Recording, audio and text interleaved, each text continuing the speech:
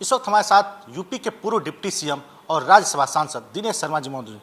दिनेश जी, अलीगढ़ में राम बारात पे हमला हुआ, कुशीनगर में नवरात्र का जुलूस निकल रहा था तो पत्थरबाजी हुई।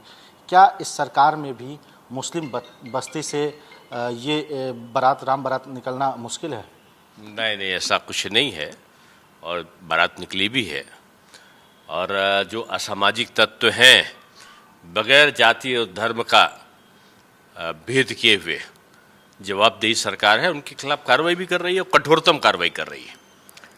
और 6-7 साल में कहीं भी सांप्रदायिक दंगे नहीं हुए हैं। उनका सबसे बड़ा कारण यही है कि मुख्यमंत्री जी की जो नीति है वो सबको के साथ में समान न्याय की नीति है। ईद भी मनाया गया है, दिवाली और दशहरा और होली भी मनी है।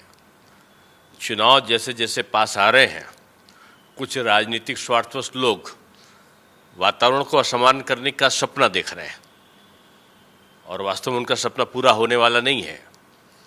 जो भी कानून को अपने हाथ में लेगा दंड का पात्र बनेगा और दंड भी ऐसा होगा वो कठोरतम होगा।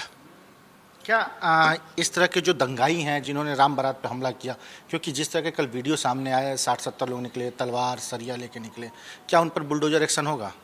नहीं, देखिए, कौन सा एक्शन होगा ये तो सरकार देखती है और सरकार समय के अनुसार उस पर कार्रवाई करती है। लेकिन निश्चित रूप में जो दंगाई हैं, जो अनावश्यक दंगा करने की कोशिश करते हैं, ऐसे लोग चिन्हित किए जाते रहे। जहाँ भी इस प्रकार की घटनाएं होती हैं, जो स्थानीय पुलिस होती है उनको चिन्हित करती है, जो एलआई होती है उनको चिन्हित करके रिपोर्ट भेजती है और साक्ष्यों के आधार पर कानूनी कार्रवाई उनके खिलाफ होती है। तो ये प्रक्रिया अभी जारी है। अभी आपने समाचार पत्रों में भी देखा होगा कि सरकार बड़ी सघनता से इसकी जांच कर रही है और जो दोषी होंगे कोई बख्शे नहीं जाएंगे। सर, अखिलेश यादव देवरिया पहुंचे हैं। देवरिया में जो हत्याकांड हुआ, सत्यप्रकाश दुबे के पूरे परिवार को मार दिया गया, दोनों जगहों पहुंचे हैं। जिन्होंने मारा उनके घर पे भी, जो मरे उनके घर पर भी। नहीं, अब ये तो हर व्यक्ति का अधिकार है और कोई भी राजनीतिक नेता, कोई भी पॉलिटिकल पार्टी का हो, सब जगह उसका ऐसे जो दुर्भाग्यपूर्ण घटना है उसमें जाना भी चाहिए। बीजेपी के भी सारे लोग गए हैं और हमारे तो वहाँ के विधायक पूरी तरीके से उनकी चिंता भी कर रहे हैं। तो अब बेहतर यही हो कि इस प्रकार की घटनाओं को प्रोत्साहित ना करें, कि इस प्रकार की दुर्भाग्यपूर्ण घटनाएं ना घटें, वो बेहतर है। पूरा परिवार साफ हो जाए और तनाव हो जाए। नेताओं को ऐसा नहीं कुछ करना चाहिए। कोई भी नेता हो, किसी भी पक्ष के बारे में बोलने से पहले वस्तुस्थिति से अवगत होना चाहिए और भविष्य में दुर्भाग्यपूर्ण घटनाएं ना घटें, सभी जनता को भी और सभी लोगों को इस बारे में सोचना चाहिए। सर, एक यूपी में एक बड़ा कॉलेज है, बहुत चर्चित कॉलेज है, एएमयू। इसके अलावा तमाम मुस्लिम संगठन हैं जो फिलिस्तीन का साथ दे रहे हैं, जबकि भारत सरकार का रुख है इजराइल को लेकर। ऐसे चेहरे चिन्हित हो रहे हैं। आपने देखा होगा कुछ की एफआईआर भी है। यहाँ पर प्रश्न ये नहीं है कि आप फिलिस्तीन का समर्थन करें। फिलिस्तीन को तो मान्यता दे रखी है भारत सरकार ने। प्रश्न ये है कि इजराइल पर अटैक करने वाला जो आतंकवादी संगठन है उसका अगर कोई समर्थन करता है तो निश्चित रूप में ये आतंकवाद तो समर्थक है। फिलिस्तीन का समर्थन और विरोध का प्रश्न नहीं है। प्रश्न ये है कि निरीह इजरायलियों के ऊपर एक आतंकी हमला हुआ और आतंकी हमला करने वाला लिस्टेड हमास की संस्था का व्यक्ति हैं, जो उनके संगठन के आतंकी हैं।